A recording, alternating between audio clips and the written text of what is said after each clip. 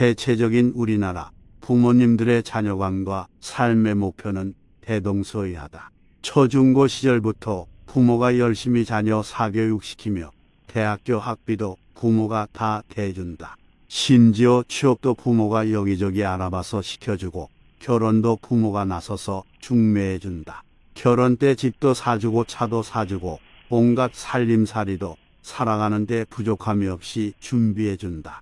그 자녀가 아이들을 낳으면 그 손자 손녀도 키워주며 그러다가 자녀가 직장생활 힘들다고 하며 그만두고 사업한다고 하면 부모님들이 사업자금까지 책임지는 경우도 허다하다. 과연 직장생활 힘들어서 사업 시작한 사람이 그걸 어떻게 성공시킬까?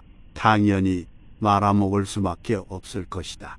이 상황까지 오면 자녀의 삶만 망가지는 것이 아니라 부모님들의 노후도 같이 망가진다. 이건 부모의 잘못일까 아니면 자녀의 잘못일까? 물론 둘 다 잘못이지만 부모의 잘못이 조금 더 크다. 이미 초중고 시절부터 자녀들을 자유로운 독립적 인간을 목표로 키운 것이 아니라 부모의 애완동물로 키워버렸다. 스스로 뭔가 문제를 해결할 수 있도록 지원해 준 것이 아니라 엄마 아빠가 나서서 다 해결을 해줬다는 말이다.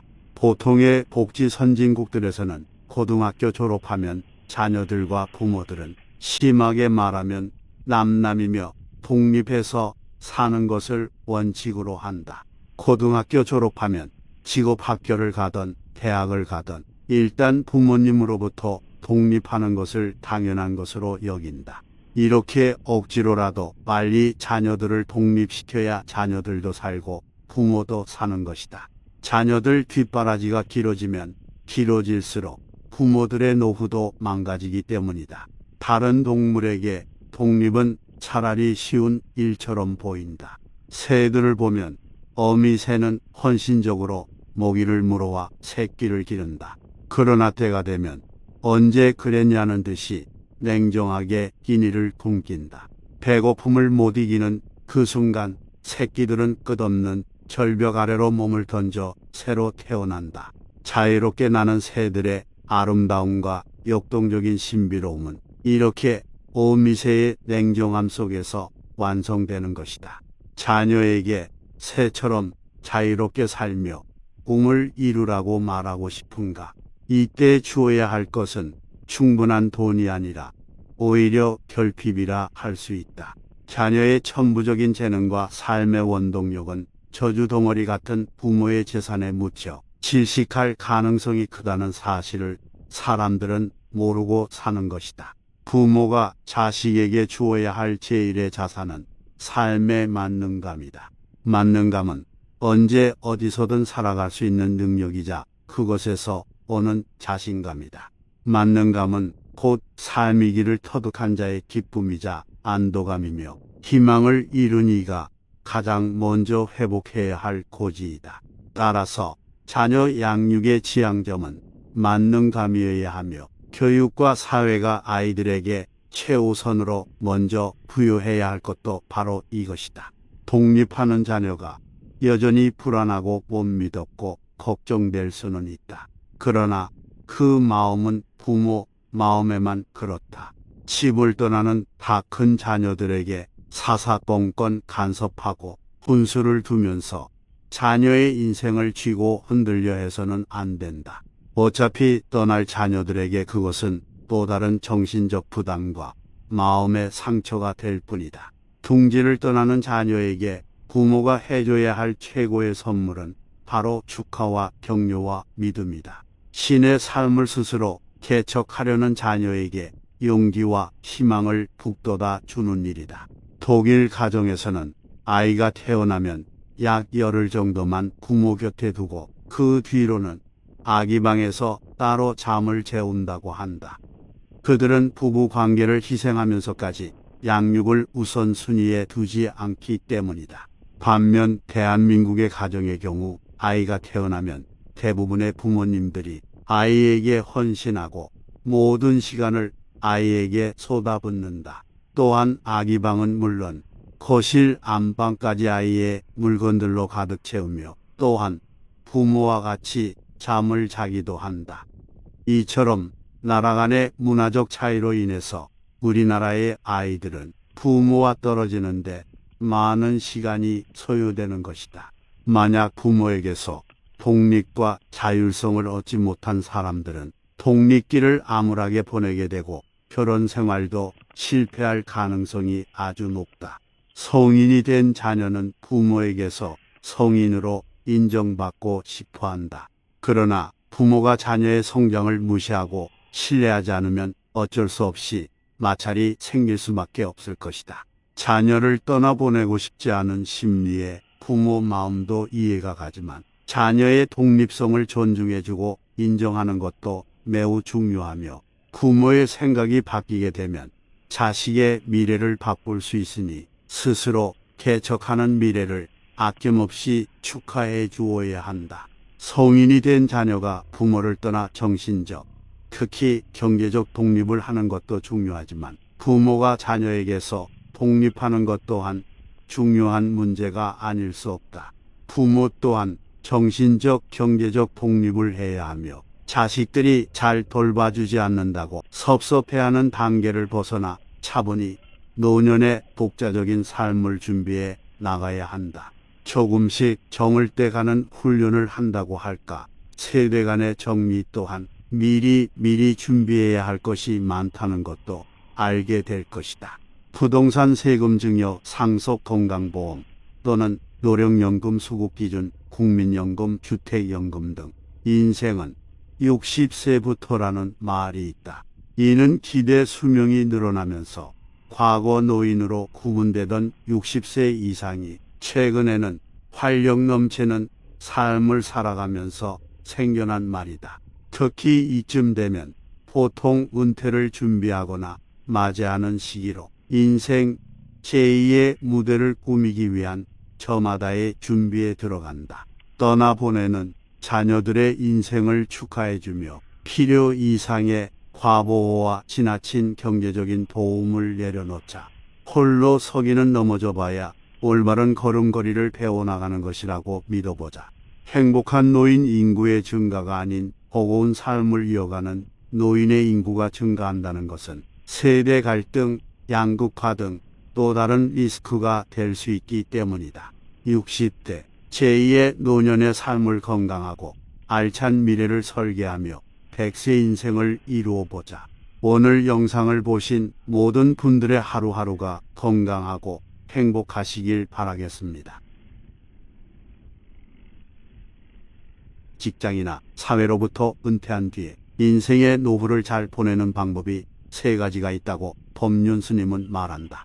법륜 스님의 조언을 통해 노후를 어떻게 보내야 하는지 알아보자. 첫 번째, 자식이 예쁘다고 재산을 다 나눠주면 안 되고 자기 먹고 살만한 재산은 적당히 갖고 있어야 한다. 가진 재산이 100이라면 70, 80 정도는 살아있을 때 나눠주고 나머지는 자기 몫으로 갖고 있자. 부모 자식 간의 관계를 오래도록 아름답게 할 수 있고 또 늙어서 추하게 살지 않을 수 있다. 시골 사람이라면 집 한 채는 가지고 있어야 한다. 도시 사람이라면 전세든 작은 몸뚱이 누울 방 한 칸은 있어야 하고 통장에 용돈 쓸 만큼 넣어놓고 이자 받아서 보탰으면 된다. 돈이 모자라면 젊은 사람은 노가다에서 벌었으면 되지만 늙으면 노가다도 못하는데 자식이 용돈 안 주나 이런 생각하기 시작하면 자식을 원망하게 된다. 두 번째, 운동 겸 노동을 해야 한다. 운동을 한다고 해서 헬스장을 다니라는 것이 아니라 설거지도 하고 방 청소도 하고 시골에 산다면 농사 일하면서 노동을 해야 한다. 몸이 안 좋다고 매일 방에서 누워있으면 오히려 건강에 더 안 좋고 약간 힘들더라도 무리는 하지 않는 수준에서 몸을 계속 움직여야 한다. 꼭 돈을 벌기 위해 할 필요도 없고 소일거리 삼아 숨 넘어갈 때까지 일을 해야 한다. 다만 젊을 때 과로하던 습관이 남아 욕심을 내서 하던 일을 못 그만두고 무리하면 안 된다. 그러니 적당하게 하루의 일을 마무리하고 내일 또 하는 습관을 들이는 게 좋다. 세 번째, 자식에 대한 집착을 낳아야 한다. 자식이 잘 됐으면 좋겠다. 이런 집착은 말할 것도 없고 자식한테 바라는 마음 자체를 버려야 한다. 그렇지 않으면 자식을 원망하고 욕하게 된다. 자식을 욕하면 결국 내 욕이나 마찬가지라 누가 낳았나 하면 할 말이 없고 누가 키웠나 해도 할 말이 없으니 제 얼굴에 침 뱉기인 것이다. 그러니 자식에게는 바라는 게 없어야 한다. 인사 오면 그저 어릴 때 키워줬다고 찾아와 줬으니 고맙다 하고 용돈이라도 주면 액수에 관계없이 1만 원을 줘도 고맙고 2만 원을 줘도 고마워해야 한다. 또 안 찾아와도 고마운 것이다. 늙은 부모한테 손 빌리지 않고 달라는 것도 없어서 그 또한 고마운 것이다. 어미새가 아기새를 날려보내고 원망하는 법이 없는데 돼지도 새끼 낳고 소도 새끼 낳고 개도 새끼 낳아도 자연에서 그런 경우는 없다. 바라는 마음이 없으면 자식을 다 효자로 만들 수 있고 바라는 마음이 불효자를 만든다. 여기에 하나를 더 덧붙이면 자식에게든 젊은 사람에게든 이러쿵저러쿵 잔소리를 하지 말아야 한다. 그러면 자식들이 부모를 보살펴준다. 대부분 자식이 부모를 떠나고 잘 안 찾아오는 경우는 부모에게도 원인이 있어 잔소리가 많고 간섭이 많았던 경우가 많다. 이것이 부모의 특징이기도 하지만 노인의 특징이기도 하다. 그러니 젊은 사람이 노인을 모시겠다 하면 잔소리를 받아들여야 하지만 노인이 스스로 자기 인생을 아름답게 살려면 잔소리를 하지 말아야 한다. 밥 먹으러 가자 이런 말을 하지 말라는 게 아니라 의사를 전달하려 해야 할 말은 하되 남의 인생에 간섭하지 말고 시비 분별하지 말라는 것이다. 사람이 늙으면 참 보기가 좋다.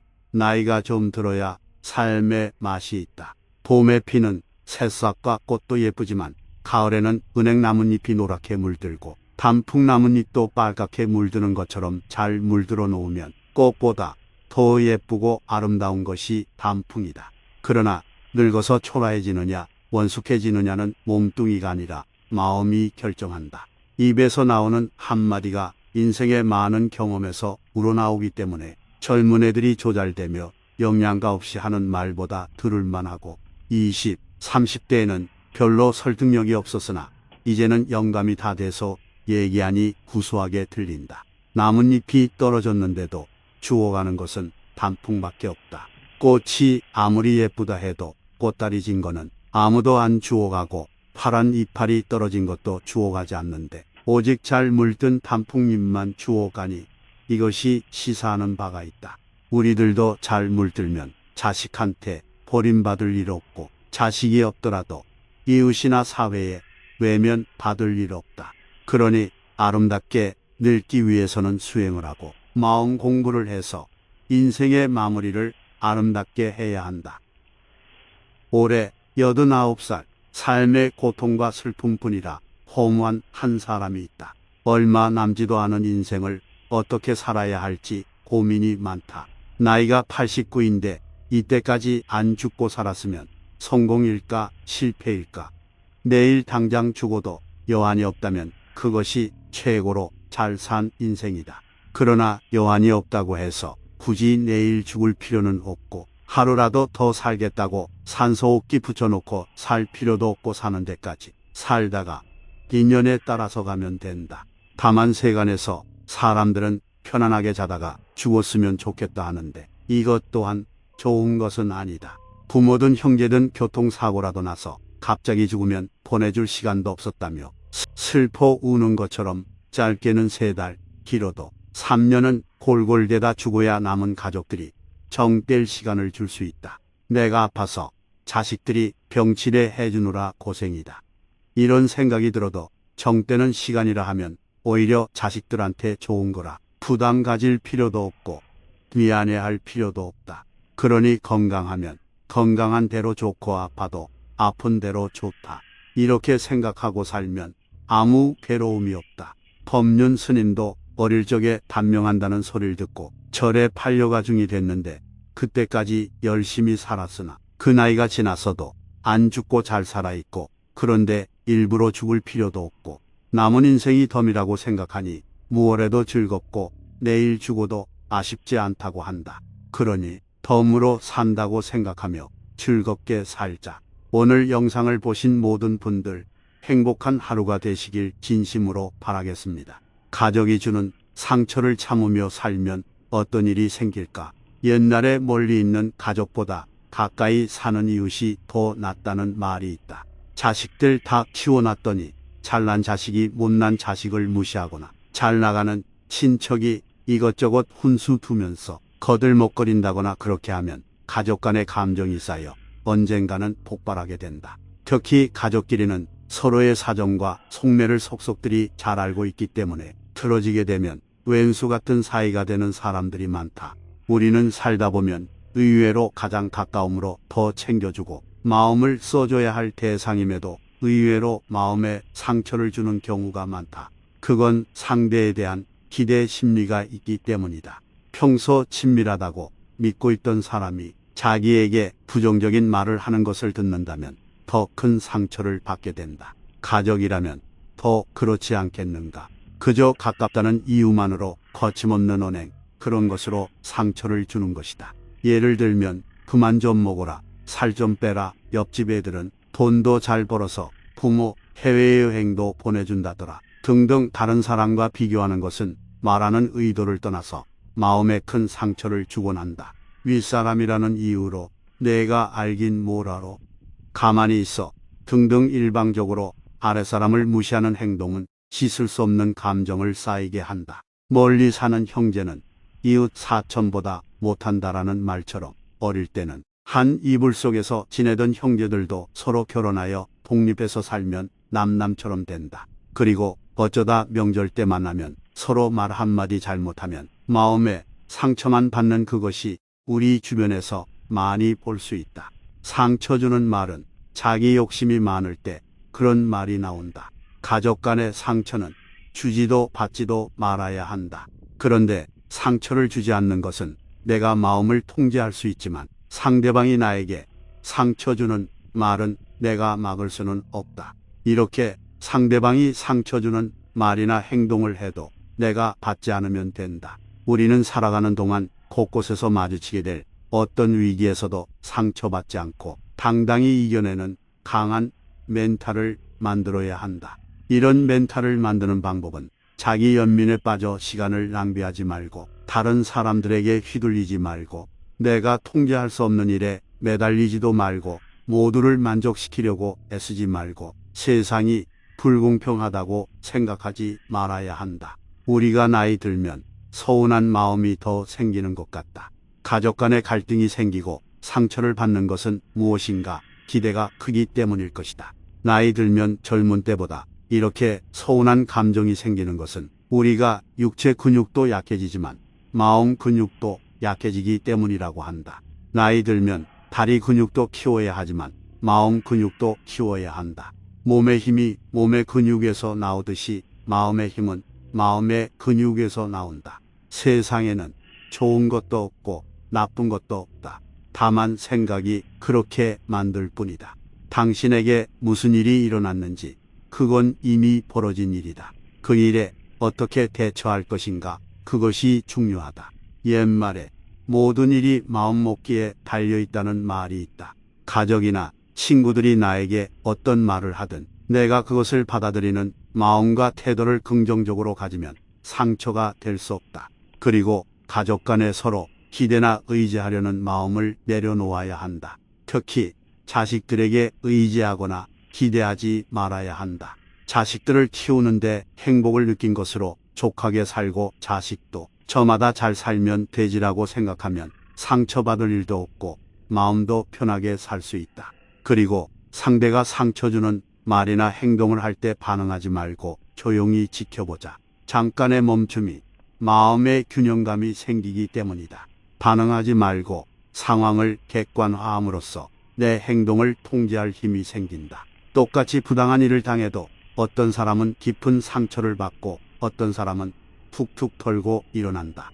이런 결정적인 차이가 자신을 진정으로 사랑하는 마음, 자존감에 있다. 자존감이 있는 사람들은 상처가 자신의 인생을 망치도록 놔두지 않는다. 우리는 가끔 친구의 사소한 말에도 예민하게 반응하여 그 생각으로 하루를 망친 적이 있다. 하지만 나이가 들어가면서 그런 생각으로 허무하게 보내기엔 그만큼의 가치가 없다. 내가 하고 싶은 말에 대해 더 많이 생각하고 바쁜 일상을 보내면서 쓸데없는 생각에서 멀어져 보자. 듣기 싫은 말을 들었을 때 그냥 무시하고 흘려보내면 가장 좋겠지만 감정이 뜻대로 되지 않는 경우에는 상대방이 지금 어떤 상태인지를 잘 살펴보고 판단할 필요도 있다. 자신의 기분이 좋지 않고 자기 일이 제대로 되지 않아 상대방에게 말을 함부로 하는 사람도 많다. 그럴 때는 당신이 지금 많이 힘들었구나 하고 생각하고 넘기면서 살려고 노력해보자. 가족은 내 마음대로 인연을 끊을 수 없으니 상한 감정을 풀지 않고 모른 채 넘어가면 더욱 관계가 악화되기 쉬우므로 자기 감정을 알리고 풀고 가는 것이 필요하다. 물론 사람은 감정의 동물이기 때문에 쉽지는 않다. 그렇지만 한 해를 보내면서 혹시 서운한 감정으로 가족 간이나 친한 관계 중에 서로 상처 줄 말을 한 적이 있다면 모두 깔끔하게 풀고 새로운 마음으로 봄을 맞이해보자. 오늘도 시청하신 모든 분들 항상 건강하고 행복하시기를 진심으로 바라겠습니다. 나이가 들고 가족에게 아무것도 해주지 못해 내 모습이 초라하거나 스스로를 믿지 못해 스스로가 싫어지고 하루하루를 자책과 우울로 살아가는 사람이 있다. 인생이 고통스럽고 힘든 이런 유형의 많은 사람들에게 석가모니는 이렇게 조언한다. 다음은 석가모니의 명언 중 일부분이다. 노년이 되면 자책감과 우울감으로 가득 찰 때가 있다. 고통이 너를 붙잡고 있는 것이 아니라 너 자신이 그 고통을 붙잡고 있는 것이다. 곧 지나갈 순간들을 너무 두려워하며 마음 쓰지 마라. 너의 마음이 밝으면 해가 뜨고 너의 마음을 접으면 달도 진다. 미래에 대해 걱정하지 말라. 순리대로 살아라. 현재에 충실하라. 기대를 하지 말라. 판단하지도 마라. 왜 그 일이 너에게 일어났는지 고민할 필요도 없다. 혼자 걸어라. 혼자 걷고 분투하고 혼자 힘으로 억누르는 자는 숲의 고독에서 기쁨의 길을 찾을 것이다. 우리의 인생을 방해하는 두 가지가 있다. 하나는 어느 것도 끝내지 않는 것이고 다른 하나는 어느 것도 시작하지 않는 것이다. 기적은 매일 일어나기에 희망을 믿는 것을 멈추지 마라. 다른 사람이 아닌 자신에게 자신을 증명하라. 무엇이든 할 수 있다고 생각하는 사람은 무엇이든 할 수 있다. 이미 지나가 버린 과거에 구애받지 마라.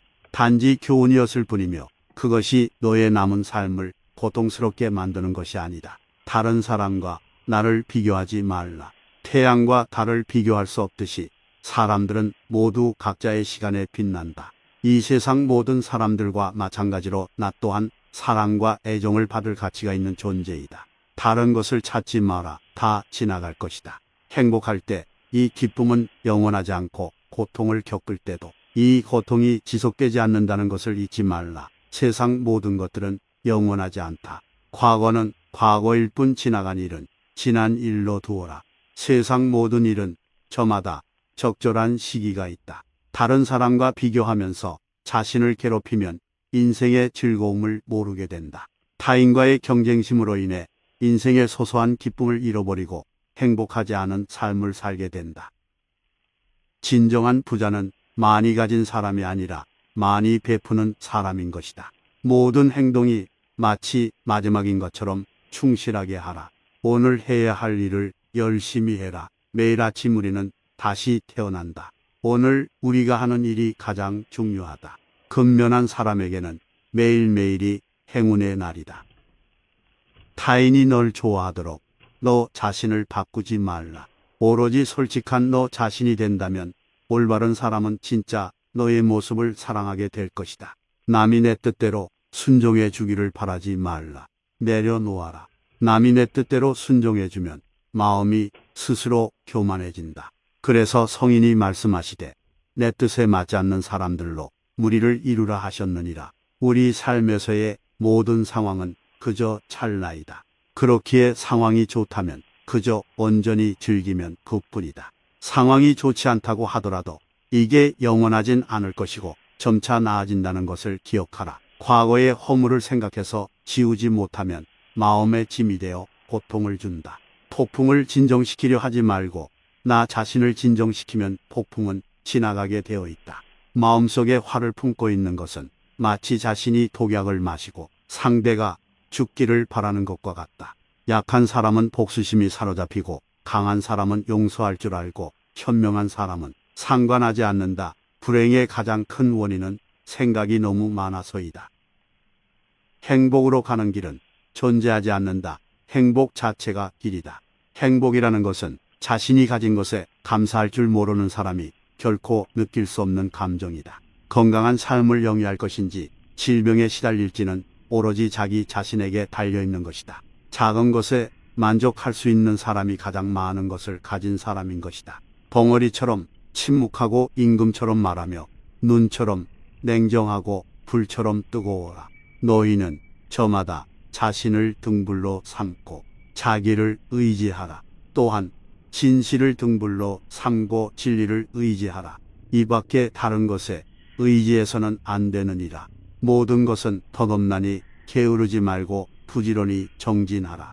있던 건 지나가고 없던 건 돌아온다. 우리 인생의 최고 목표는 다른 사람들을 돕는 것이다. 그런데 당신이 다른 사람들을 도울 수 없다면 최소한 다른 사람들을 해치지 말라. 지나간 일에 대해 번뇌하거나 아직 찾아오지 않는 일을 두고 계속 걱정한다면 인간은 마른 풀처럼 될 것이다. 아무리 재산이 없어도 줄 수 있는 7가지는 누구나 다 있는 것이다. 첫째는 부드럽고 정다운 얼굴로 남을 대하는 것이다. 둘째는 사랑의 말과 칭찬의 말을 하는 것이다. 셋째는 마음의 문을 열고 따뜻한 마음을 주는 것이다. 넷째는 호의를 담은 눈으로 사람을 보는 것처럼 눈으로 베푸는 것이다. 다섯째는 몸으로 때우는 것으로 남의 짐을 들어준다거나 일을 돕는 것이다. 여섯째는 때와 장소에 맞게 자리를 내주어 양보하는 것이다. 일곱째는 굳이 묻지 않고 상대의 마음을 헤아려 알아서 도와주는 것이다. 내가 이 7가지를 행하여 습관이 붙으면 너에게 행운이 따르리라. 영혼과 정신을 위하여 살고자 마음먹은 사람은 깜깜한 집에 등불을 들고 가는 사람과 같다. 힘들고 어렵더라도 꿋꿋이 이겨내기만 하면 영혼은 밝아질 것이다. 고요한 마음에는 분노가 없다. 스스로 너의 목숨이 마음을 제어하고 해탈하면 다시는 마음속에 분노가 잃지 않는다. 마지막에 중요한 것은 3가지가 남는다. 내가 얼마나 사랑을 베풀었는지, 내가 얼마나 품위 있게 삶을 살았는지, 그리고 너의 것이 될 운명이 아닌 것들을 얼마나 영광스럽게 포기했는지다. 혼자 걸어라. 혼자 걷고 분투하고 혼자 힘으로 억누르는 자는 숲의 고독에서 기쁨의 길을 찾을 것이다. 나이 들면 인생에 대해서 가장 먼저 깨닫는 것이 인생이란 사실 따지고 보면 하루하루가 쌓여서 인생이 된다라는 것이죠. 그렇기 때문에 우리는 거창하게 인생을 어떻게 살 것인가를 생각하는 것도 중요하지만 하루하루를 어떻게 살 것인지, 어떻게 디자인할 것인지, 어떻게 계획할 것인지도 대단히 중요합니다. 그리고 그 하루하루는 역시 아침에 눈을 떠서부터 잠자리에 들어갈 때까지 여러 가지 순간들이 모여서 하루를 이루죠. 그렇기 때문에 우리가 아침에 일어나서부터 잠잘 때까지 나타나는 여러 가지 일상을 어떻게 맞이하고, 어떻게 관리하고, 어떻게 질서 있게 만들 것이냐 하는 것은 대단히 중요합니다. 이것을 잘하면 결국은 하루를 끝마치고 침대에 누웠을 때 마음이 평온하고 행복하게 다음날을 맞이할 수 있게 됩니다. 그러면 그 하루를 잘 디자인하고 기획하고 맞이하면서 또 순간순간마다 어떤 일을 할 때마다 평온을 유지하는 그런 방법이 여러 가지가 있습니다. 루틴이라는 말이 있습니다. 습관이라는 의미를 가지고 있죠. 예를 들어 아침에 일어나서 늘 모닝 커피를 마시는 것이 나의 습관이라고 하면 그것이 규칙적이고 계속 지속된다면, 그리고 그걸 통해서 마음의 평온을 얻는다면 그것이 루틴이죠. 단지 카페인 중독 때문에 커피를 마신다면 그건 루틴은 아닙니다. 그런데 하나의 의식으로서, 절차로서 내 마음의 고요함과 평온을 유지하기 위해서 커피를 정해진 시간에 마신다면 그건 분명한 루틴입니다. 사실 루틴이나 징크스나 비슷한 것 같지만 좀 다릅니다. 징크스는 부정적인 자기 암시입니다. 이렇게 하니까 망하더라. 예컨대 시험날에 미역국을 먹으니까 점수가 안 좋게 나오더라 하면은 그것은 미신적인 믿음의 징크스라고 하죠. 반대로 루틴은 나는 어떠어떠한 것을 하면은 마음이 평온하더라. 마음의 질서가 잡히더라. 이런 긍정적인 자기 암시가 루틴입니다. 우리는 나름대로 가치가 있고 의미가 있는 이것을 이용해 볼 필요가 있습니다. 그런데 의외로 세계적으로 유명한 사람들, 세계적이 아니더라도 우리 주위의 유명인들 거의 대부분이라고 할 정도로 루틴을 가지고 있습니다. 우리나라 세계적인 선수 김연아 선수도 그런 루틴이 있죠. 김연아 선수는 빙판에 나가가지고 게임에 들어가기 전에 시계 방향의 반대 방향으로 한 바퀴 돌고 경기에 임하는 것이 그 나름의 루틴이라고 합니다. 그렇게 하면 마음이 다잡아지고 평온해지면서 이제 드디어 시작을 한다 하는 것을 알리는 것이죠. 그뿐 아니라 우리나라 국민들이 거의 다 알고 있는 서장훈 선수는 굉장히 깔끔하고 엄청나게 정리정돈하는 사람으로 소문나 있습니다. 그것조차 본인의 루틴이라는 거죠. 즉, 큰 전쟁을 앞두고, 큰 경기를 앞두고, 큰 대사를 앞두고 우리가 목욕재개하는 그런 마음가짐으로 그분은 그렇게 깔끔하게 정리정돈을 해야만이 마음의 평온을 갖는다는 것입니다.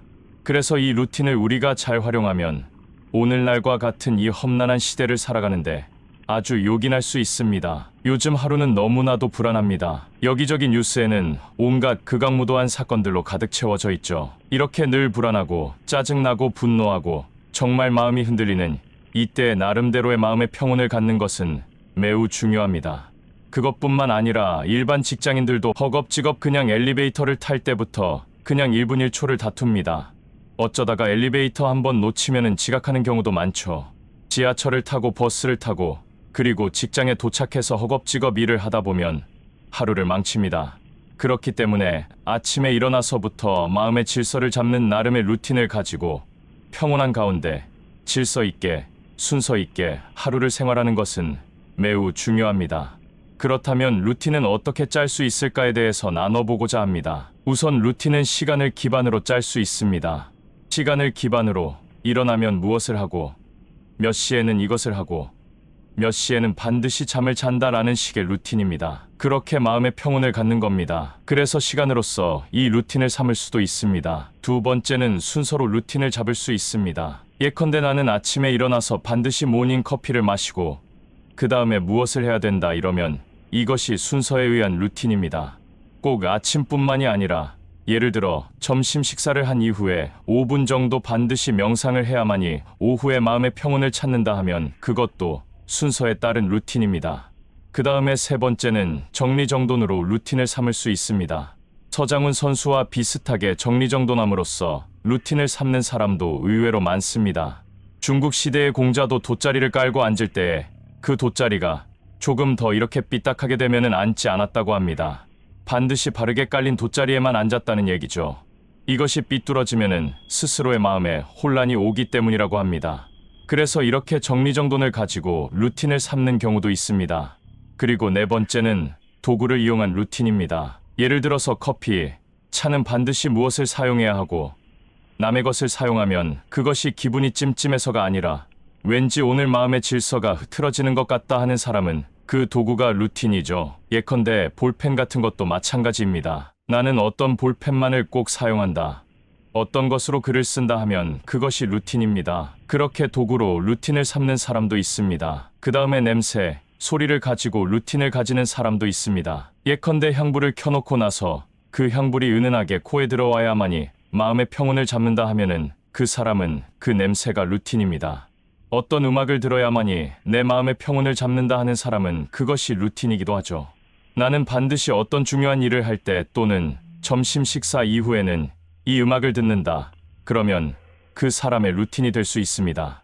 지금까지 말씀드린 것처럼 정말 여러 가지 방식의 루틴이 있죠. 지금까지도 나름의 루틴을 가지고 계신 분이 대부분이시겠지만 아직까지 그런 것이 없으셨다면 이번 기회에 한번 만들어 보셨으면 좋겠습니다. 어쩌면 아침에 루틴 없이 그냥 무질서하게 생활하다 보니까 그 연속선상에서 하루가 무질서하게 돌아가고 그러다 보니까 그냥 무질서하게 잠자리에 들어가고 그렇게 됨으로써 하루하루가 별 의미 없고 무가치하게 느껴지고 그것이 쌓임으로써 삶 자체가 무질서하게 느껴질 수 있습니다.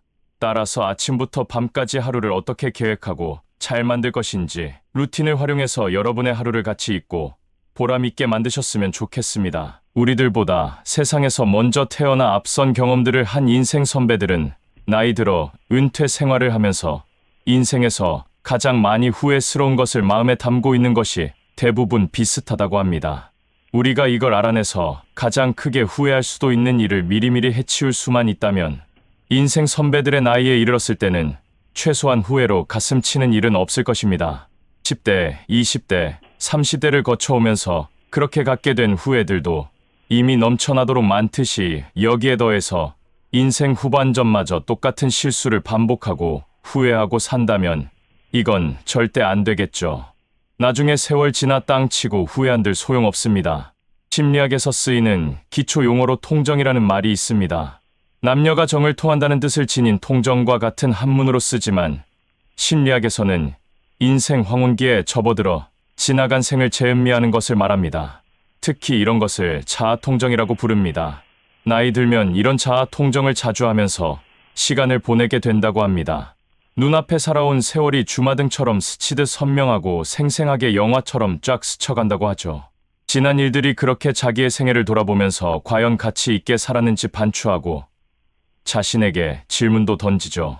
어려움도 많고 힘들었지만 그래도 잘 살아왔다는 생각이 들게 되면 마음 뿌듯해지고 인생에 대해 긍정적인 생각을 갖게 돼서 남은 인생을 더 잘 마무리하겠다는 의욕을 갖고 살게 됩니다. 하지만 반대로 온갖 후회만 떠오르고 가치 없는 인생으로 살아왔다고 생각되면 절망감에 빠져 남은 인생마저도 이래도 그만, 저래도 그만, 어차피 내 인생은 쓰레기라고 하면서 가치 없게 또 흘려보내게 된다는 겁니다.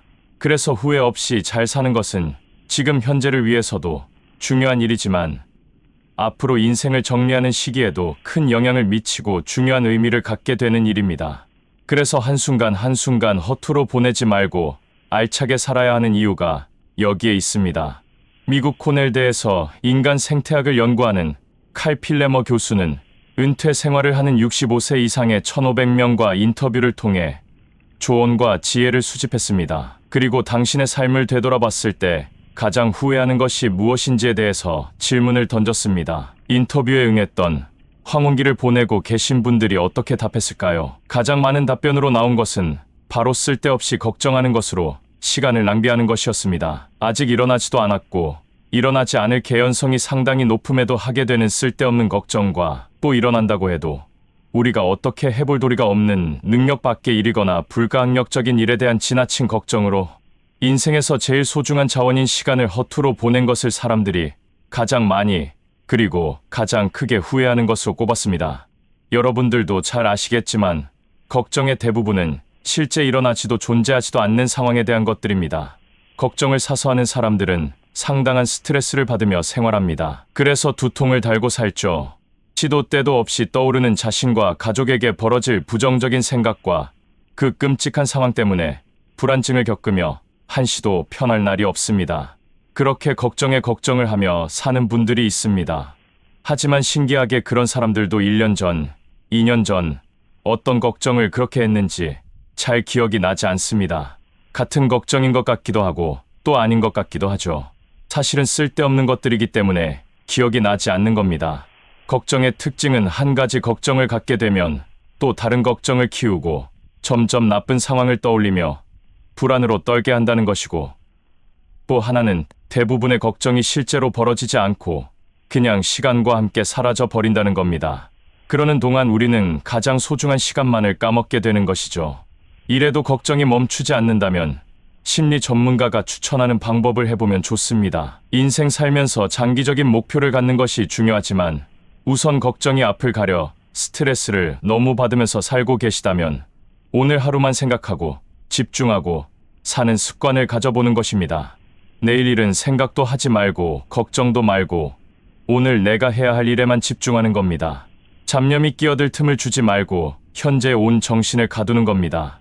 또 다른 방법 하나는 걱정이 괜한 걱정이 아닌 근거 있는 걱정들도 있을 수 있습니다. 이런 걱정을 하는 것은 그나마 좀 다행인 경우이지만 이럴 때는 자신이 무엇 때문에 그렇게 두려워하는지 그 실체를 분명하게 찾아내라고 전문가들은 권합니다. 병의 원인을 찾아 치료하는 것과 같은 이치죠.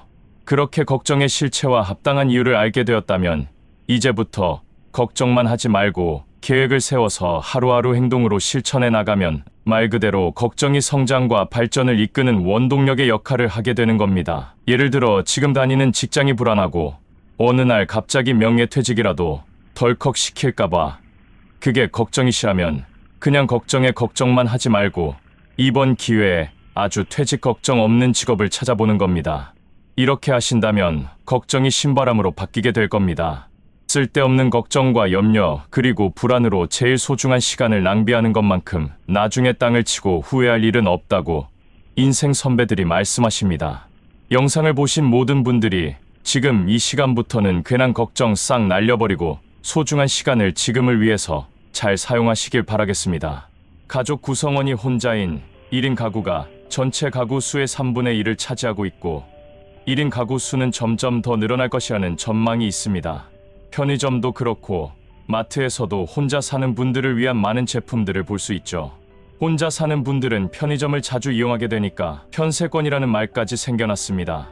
집을 구할 때 자주 이용하는 편의점과 가까워야 생활이 편하니까 역세권이란 말처럼 편세권이라는 말이 생겨난 겁니다. 이혼과 조론, 그리고 황혼이혼, 배우자와의 사별 등으로 중장년층의 1인 가구가 늘어가고 있고 여기에 더해서 50세 전후까지 결혼하지 않고 사는 사람들의 비율도 점점 늘어나고 있다고 합니다. 이렇게 50세 전후까지 결혼하지 않은 사람들의 비율을 생애미혼율이라고 합니다. 기준이 50세 전후지만 생애미혼율로 명칭이 붙여진 이유는 그 나이까지 미혼이면 그 이후에도 미혼일 가능성이 상당히 높기 때문이죠. 실제로 남자나 여자나 재혼이 완성되는 시기가 거의 남자의 경우는 47세, 여자인 경우는 한 45세쯤이면 재혼을 하게 됩니다. 그 기간이 지나면 그냥 독신으로 살게 될 가능성이 상당히 높아지는 거죠. 하여간 이래저래 중장년 이후 1인 가구는 늘어가는 추세라 할 수 있겠습니다. 싱글로 살게 되는 장점이 있죠. 자신이 좋아하는 취미를 자유롭게 즐길 수도 있고 자신이 원하는 것을 원하는 시간에 누구의 참견과 간섭도 없이 그냥 할 수 있습니다. 일에 지장만 없다면 자유롭게 훌쩍 여행을 떠날 수도 있습니다. 하지만 모든 것에는 밝은 면이 있으면 어두운 면이 있는 것이 세상 이치입니다. 노후가 예외 없이 혼자 사는 분들에게도 찾아올 겁니다. 그 나이가 되면 부모님도 계시지 않을 가능성이 높으니 돌봐줄 가족 한 명 없이 긴 노후를 혼자서 외롭게 감당해야 할 수도 있습니다. 그래서 오늘은 50세 이후에도 혼자 사는 사람들이 걱정하는 4가지에 대해 이야기해보고자 합니다. 인생은 어차피 혼자라고 할 수 있지만 그래도 오늘 이 4가지를 한번 미리 알아보고 준비하셨으면 좋겠습니다.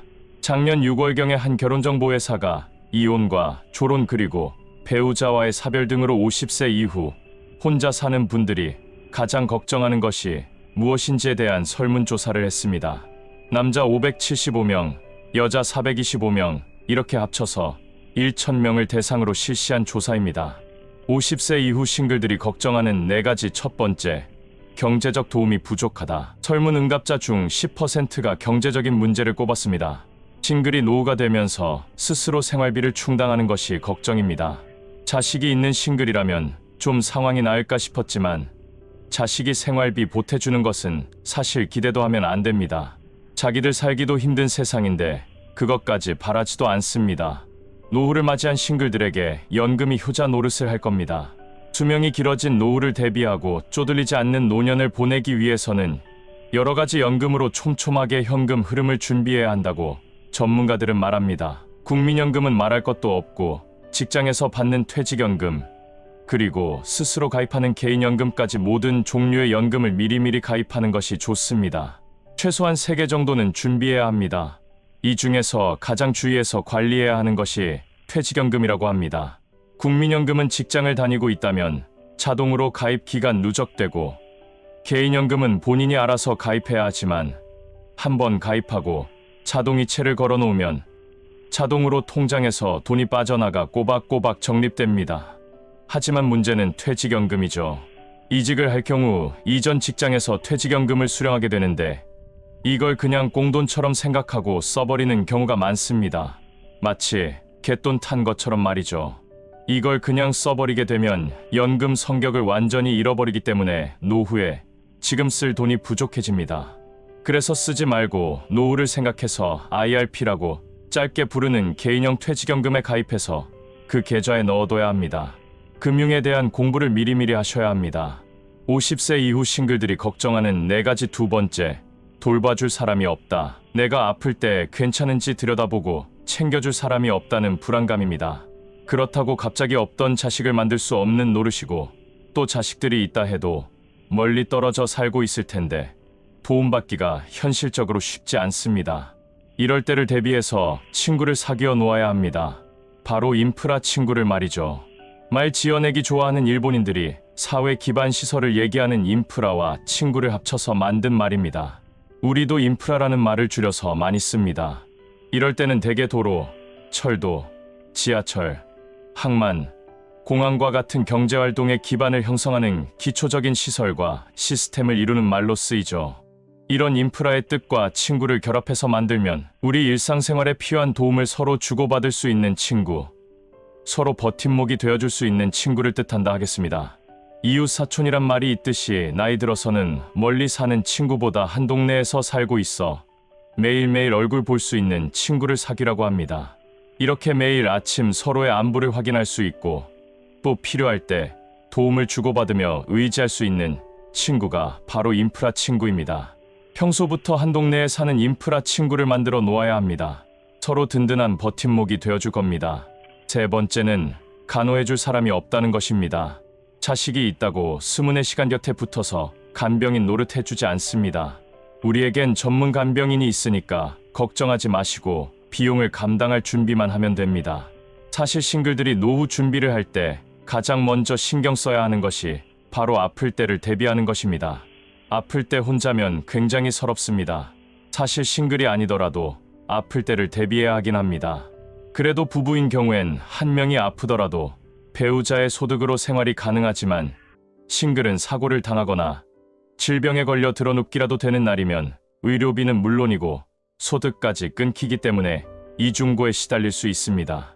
그렇다고 그때마다 덜컥덜컥 저축해둔 돈을 헐어쓰기도 그렇습니다. 나중 생각한다면 쉽지 않죠.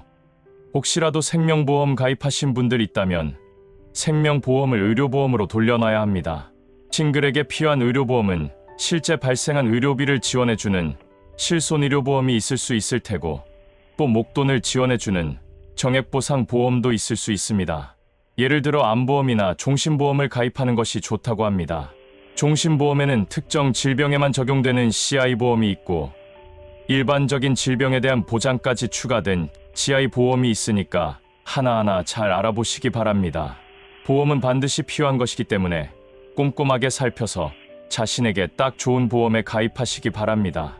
마지막은 바로 외롭다는 것입니다. 설문 응답자의 반수가 넘는 51.8%가 이렇게 답변했습니다. 외로움을 떨쳐내는 가장 좋은 방법은 바로 바쁘게 사는 것입니다. 외로움을 느낄 시간이 없고 마음에 공허함이 비집고 들어올 틈이 없을 정도로 그냥 바쁘면 되는 거죠. 바쁜 사람에게 외롭다고 말하면 배부른 소리 하고 있다고 핀잔 듣기 딱 좋습니다.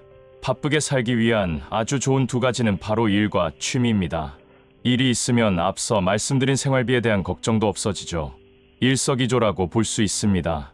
그리고 전문가들이 말하기를 가장 좋은 노후 준비는 일을 계속하는 거라고 또 말을 합니다. 싱글에게도 예외일 수 없습니다.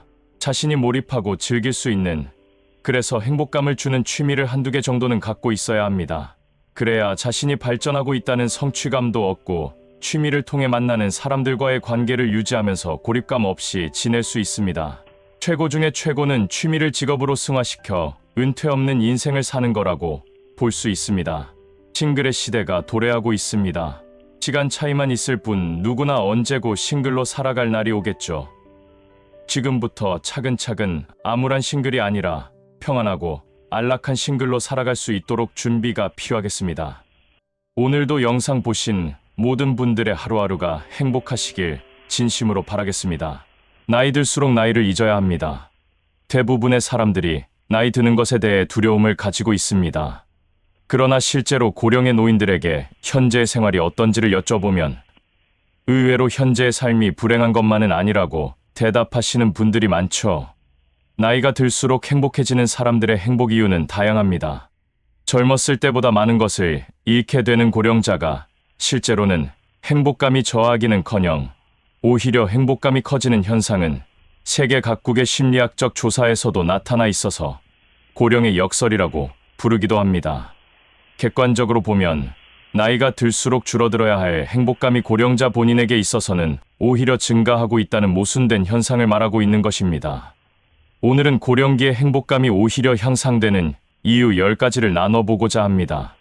첫 번째, 다른 사람과 비교되는 상황이 줄어들어 마음이 평온해지는 것.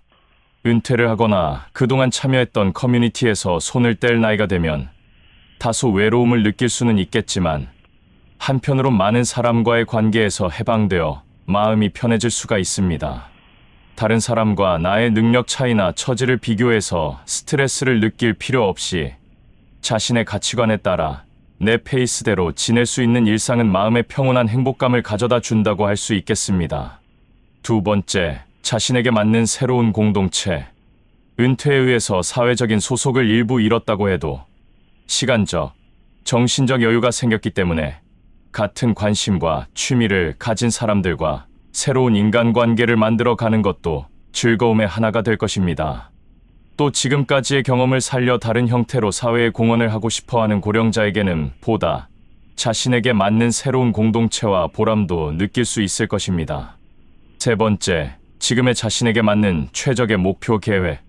나이를 먹어도 자신의 노력에 의해서 젊은이에게 지지 않는 체력이나 지식을 계속 연마하는 사람도 있지만 대다수 사람들은 어느 정도의 시점에서 나이에 맞게라는 현실에 맞추어 잘 적응하며 살아갑니다. 지금의 자신에게 적합한 목표를 세워 초조해하지 않고 차분히 걸어가는 즐거움을 찾아낸 고령자는 비록 결과가 생각한 것처럼 나오지 않아도 실망하거나 후회하지 않고 도전하는 것 자체의 행복을 느낀다고 합니다. 네 번째, 자신의 경험을 젊은 세대에게 전할 수 있는 보람. 나이 드신 어른의 풍부한 인생 경험은 뒤를 잇는 젊은 세대에게 큰 도움이 됩니다. 다른 세대가 서로의 지식이나 생각을 서로 나누는 것은 서로에게 새로운 자극이 되고 고령자 자신이 인생의 선배로서 역할을 할 수 있다고 느낄 수 있다는 것은 고령자의 심신을 더욱 건강하게 해줍니다. 다섯 번째, 현실을 받아들임으로써 삶에 대한 초조함과 불안으로부터의 해방.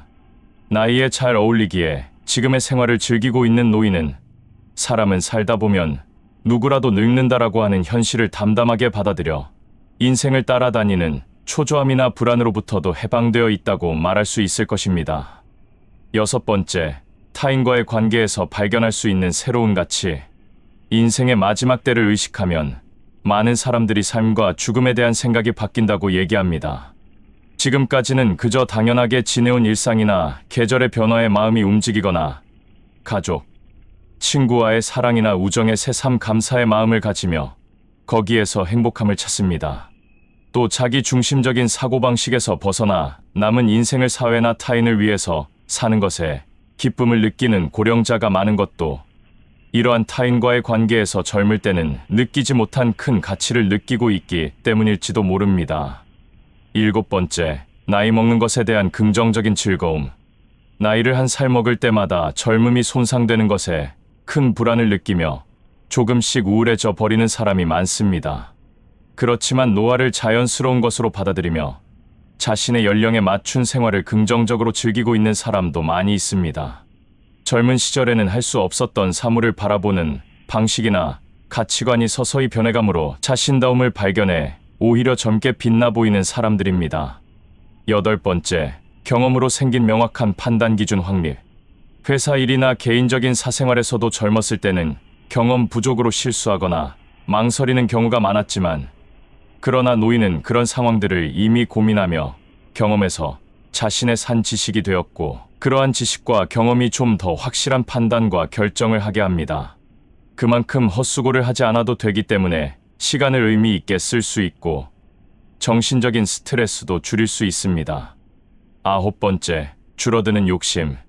젊을 때는 유행하는 옷이나 잡화에 눈이 쏠려 정리가 안 될 정도로 온갖 물건들을 사 모으기도 했지만 점차 나이를 먹으면서 물건에 대한 욕심도 조금 바뀌어갑니다. 어느 정도 인생의 경험을 한 사람일수록 앞으로의 생활에 정말로 필요한 것과 그렇지 않은 것을 명확하게 하려는 생각이 강해집니다. 최근에는 미니멀 라이프라는 말도 자주 듣습니다. 꼭 필요한 것들만 남겨두고 가능한 홀가분하고 깔끔하게 살고 싶다고 하는 사람은 앞으로도 한층 더 늘어날지 모릅니다. 10번째, 스스로에 대한 수용으로 불안감 감소. 고령자들은 젊은 시절의 경험에 의해서 자신이 잘하는 것이 무엇이며 아무리 잘해도 잘할 수 없는 것, 그리고 자신에게 맞지 않는 것을 이미 알고 있습니다. 또 젊은 시절보다는 자신의 감정을 다루는 데에도 능하고 정신적으로 안정되어 있습니다. 그래서 무리하지도 않고 너무 과하게 꾸미지 않고 살아간다면 인생을 더 즐길 여유가 생기고 나이 들에 대한 불안감도 줄어듭니다. 경제적으로나 건강면에서 생각하면 고령의 현실에는 힘든 부분도 많이 있는 것은 사실입니다. 하지만 젊은 시절부터 쌓아온 경험, 가까운 감성은 나이를 먹어야 삶의 활용이 됩니다. 자신이 지금 가지고 있는 것의 가치를 알고 인생은 지금부터라는 생각으로 자신다운 행복의 본연의 자세를 지금부터 천천히 찾아가는 사람일수록 하루하루를 아무 일 없이 편안하게 살 수 있을지도 모릅니다. 결국 젊은 사람보다 행복해질 수 있는 비결은 나이 듦을 자연스럽고 긍정적으로 받아들이고 현재의 자신다움으로 과거보다 미래의 새로운 꿈을 가지고 하루하루를 자신의 마음에 맞는 사람과 관계를 맺고 자신에게 적합한 일을 하며 활발하게 살아가는 것이 행복한 삶을 살아갈 수 있는 비결입니다. 오늘 영상을 보신 모든 분들의 행복이 끝이 없으시길 진심으로 바라겠습니다. 든든하고 편안한 노후를 위해서는 경제적 능력이 무엇보다 가장 필요하지만 그것만으로 행복한 노후를 다 만들 수는 없습니다.